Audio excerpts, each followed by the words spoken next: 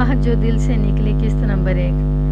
दिल्ली की CIA crimes branch में एक अंग्रेज़ SP कहीं से तब्दील होकर तैनात हुआ। उसका नाम P.L. थॉम्सन था, लेकिन पुलिस के हम हिंदू अफसर ही नहीं बल्कि उसके अपने अंग्रेज़ भाई बंद भी उसे बास्टर्ड कहा करते थे। बास्टर्ड के मैंने आप जानते होंगे, वो शख्स जो अपने बाप का ना हो। SP थॉम्सन बहुत ही सख्त तबीयत अफसर था। उसके होंठों पर मुस्कुराहट कभी नहीं देखी गई थी।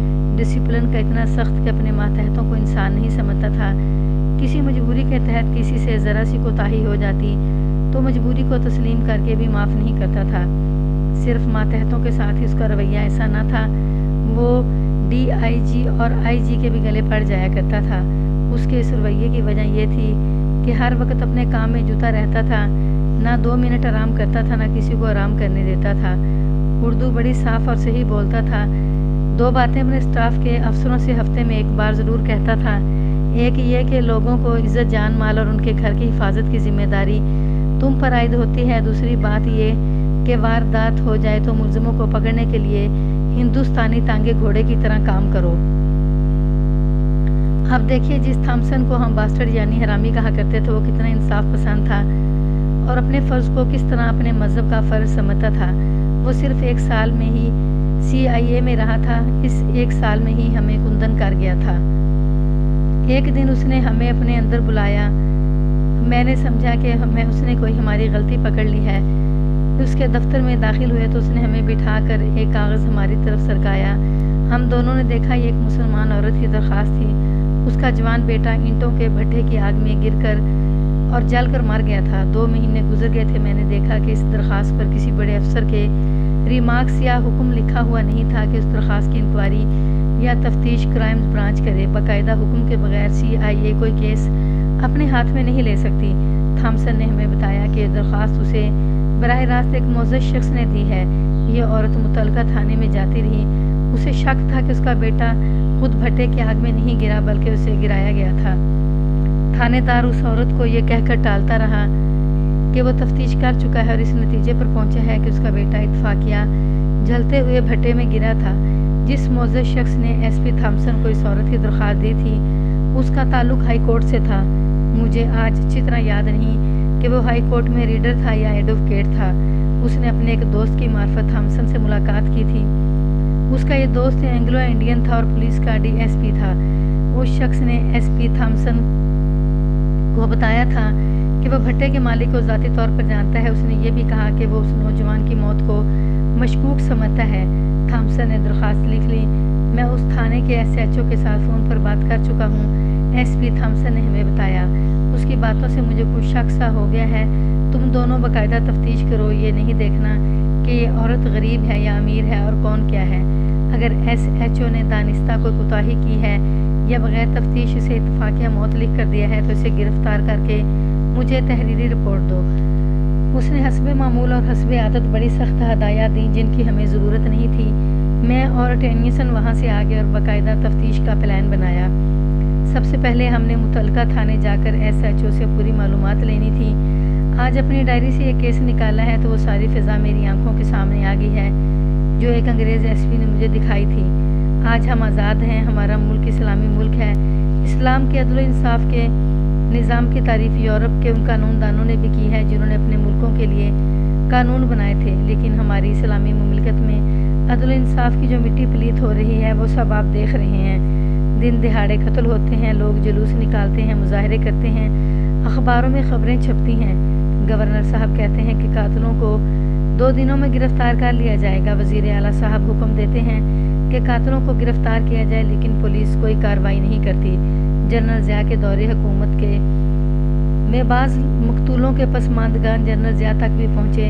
जनरल साहब हुक्म भी दे देते थे, लेकिन इलाका थानेदार के कानों पर जूं भी नहीं रेंगती थी। अब तो हमारी पुलिस ने पाकिस्तान को अपनी रियासत बना लिया है। अगर आप किसी को कत्ल करना चाहते हैं तो इलाका थानेदार के साथ पहले सौदा तय कर लें। मैं आपको एक अंग्रेज़ का अदल इंसाफ सुना रहा हूँ जिसने दफ्तरी कार्रवाइयों में उलझने से पहले हुक्म दे दिया कि इस औरत का शक रफा करो या उसके बेटे के कातिल को पकड़ो। हमारे आज के पुलिस अफसर ये कहानी पढ़ेंगे तो कहेंगे कि ये तो पुलिस के ज़ाब्ते और कानून के ख़िलाफ़ है। क्राइम्स ब्रांच का एक SP ऊपर के हुक्म के बगैर ही एक केस की तफ्तीश का हुक्म दे रहा है। میں اور انسپیکٹر ٹینیسن اس علاقے کے تھانے میں گیا جس علاقے میں بھٹا تھا۔ تھانے دار ایک مسلمان تھا جو امبالہ کا رہنے والا تھا۔ سب انسپیکٹر صداقت علی خان جب پاکستان مارز وجود میں آیا تو اس نے ہندوستان میں ہی رہنا پسند کیا تھا۔ اس کا سارا خاندان وہیں رہ گیا تھا۔ صداقت علی خان عیش موج کرنے والا آدمی تھا، تجربہ کار تھانے دار تھا، لیکن 4 پیسے مل جاتے تو بچ بچا کر ڈنڈی مار جاتا تھا۔ وہ کسی بھوکے ننگے خاندان کا فرد نہیں تھا۔ اس کے خاندان کی پوزیشن بہت اچھی تھی اور یہ اثر و رسوخ والا خاندان تھا۔ ہمیں اپنے تھانے کے احاطے میں داخل ہوتا دیکھ کر وہ ہمارے استقبال کو دوڑا آیا اور اپنے دفتر میں لے گیا۔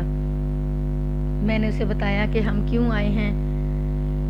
اس عورت نے تو میرا ناک میں دم کر رکھا ہے، صداقت علی نے کہا۔ وہ بیچاری اپنی جگہ سچی ہے، اس کا جوان بیٹا مارا گیا ہے، وہ تو خدا کے خلاف بھی درخواست دے گی۔ میں نے اسے مطمئن کرنے کی بہت کوشش کی ہے، لیکن اب معلوم ہوتا ہے کہ وہ اوپر تک پہنچ گئی ہے اور آپ صاحبان کو زحمت دی ہے۔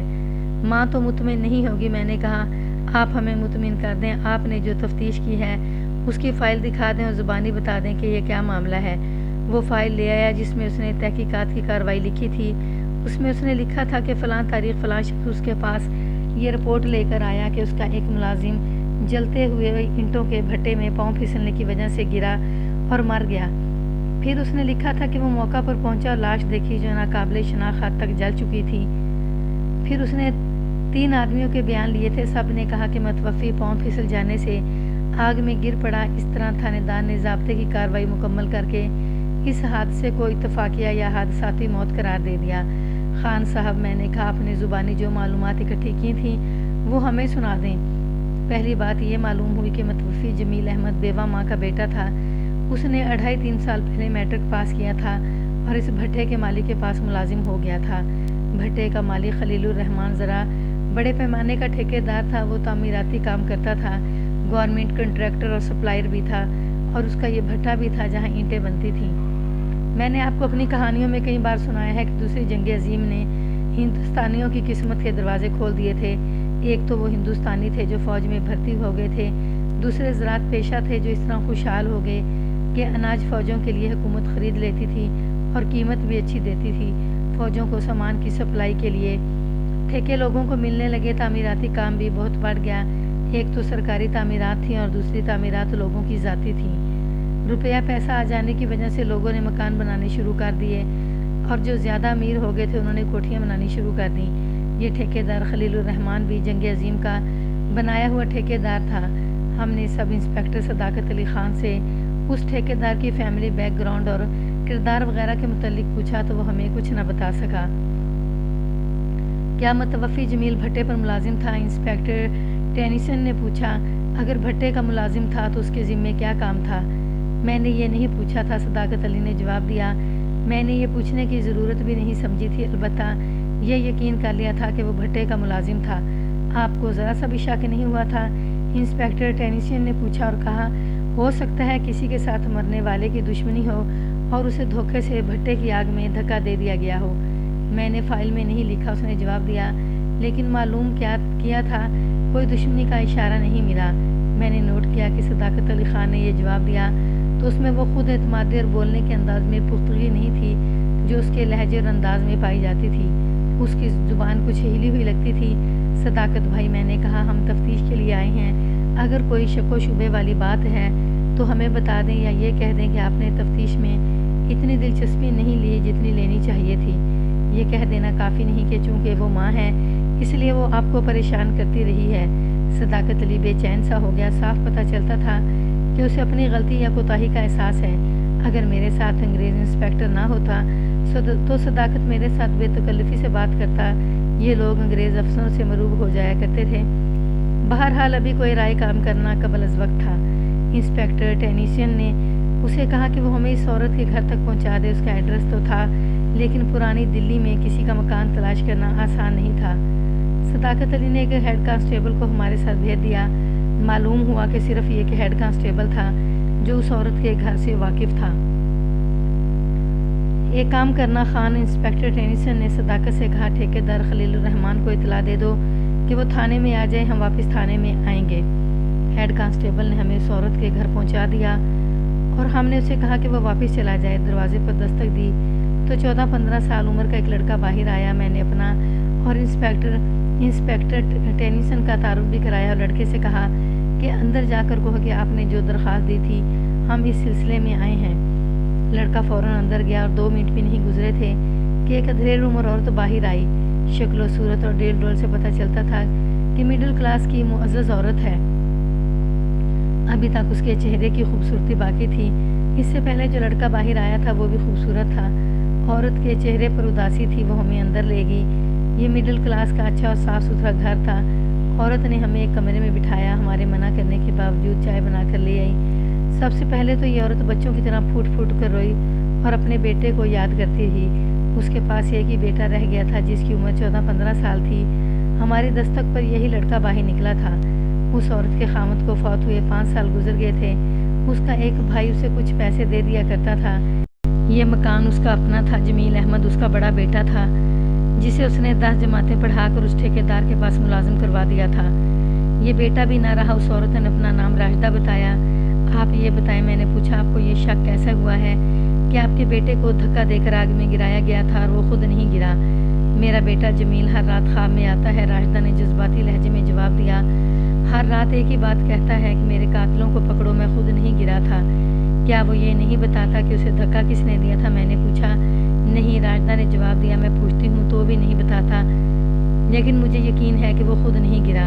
ये तो माँ के जज्बात थे जिनका इजहार वो इस तरह कर रही थी कि उसका बेटा हर रात उसे ख्वाब में मिलता है। मैंने या इंस्पेक्टर टेनिसन ने उसे ऐसी बात नहीं कही कि ये उसका वहम है और उसके जज्बात हैं। मैं उस वक्त तक कत्ल की बेशुमार वारदातों की तफ्तीश कर चुका था और ऐसी बहुत सी माएँ मेरे सामने आई थीं जिनके जवान बेटे कत्ल हो गए थे। वो सब ऐसी ही बातें करती थीं। हम दोनों पुलिस ऑफिसर उसके जज्बात का साथ देते रहे और हमने उसे यही तासुर दिया कि वो जो कुछ भी कह रही है ठीक कह रही है, लेकिन हम हक़ाइक़ मालूम करना चाहते थे ताकि हम कातिल को पकड़ सकें। हकीकत यह है कि इस दुखियारी माँ की बातें सुनकर मुझे ये ख्याल आया था कि उसके बेटे की मौत हादसाती है और ये गमज़ुदगी इसके असरात हैं कि बेटे की मौत का ज़िम्मेदार किसी न किसी को ठहरा रही है, मगर ज़रा सा भी इशारा नहीं दे रही कि उसे किस पर शक है। हमारा ये फ़र्ज़ था कि इस केस को टालना नहीं और पूरी मेहनत करनी है और ज़मीन के दूर नीचे तक उतर जाना है। ये मेरा तजुर्बा था कि बाज़ औक़ात हादसाती मौत जिसके मुतल्लिक डॉक्टर भी हर कोई यकीन के साथ कहता है कि ये मौत इत्तफ़ाक़िया या कुदरती है, वो कत्ल की वारदात निकलती है। मसलन कुछ ऐसे जहर हैं जो किसी को रोज़ाना दूध, चाय या सालन वगैरह में थोड़े थोड़े देते रहो तो वो 2-3 महीनों बाद किसी बीमारी में मुब्तला हो जाता है और आहिस्ता आहिस्ता मर जाता है। इस लड़के की मौत भी कत्ल की वारदात हो सकती थी। हमने उससे हक़ाइक़ मालूम करने शुरू किए तो इस ठेकेदार का जिक्र आ गया जिसके पास जमील मुलाजिम था। पता चला कि जमील 3 साल से वहाँ मुलाजिम था। मैंने पूछा कि वह भट्टे पर क्या काम करता था। मेरा बेटा भट्टे पर मुलाजिम नहीं था, राशिदा ने जवाब दिया। वो ठेकेदार का क्लर्क था या मुंशी कह लो। ठेकेदार के घर भी जाता था और घर की कोई ज़रूरत होती तो भी वो पूरी करता था। उसकी ड्यूटी और भी थी।